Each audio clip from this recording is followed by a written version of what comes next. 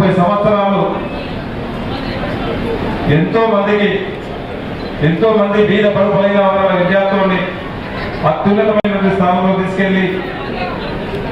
ఎంతో మంది ప్రయోజకులను చేసి ఈరోజు రిటైర్డ్ కావడం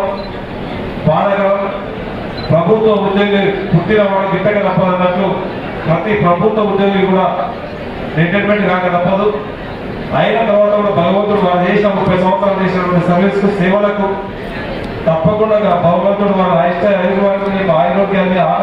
ఆరోగ్యాన్ని ఇవ్వాలని చెప్పి ఆ భగవంతుని కోరుకుంటూ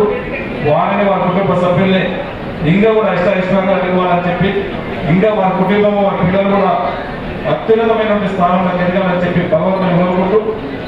సాధారణ కూడా ఇంకా వారి సేవలు ఖచ్చితంగా ఎడ్యుకేషన్ ఫీల్డ్లో ఎప్పుడు టైం దొరికినా వాళ్ళ ఎడ్యుకేషన్కి టైం ఇవ్వాలా.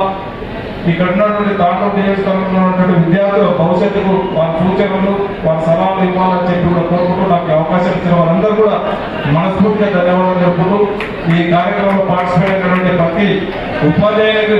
శిరస్సు నమస్కారం జరుపుకుంటూ వారికి వారి కుటుంబ సభ్యులకు కూడా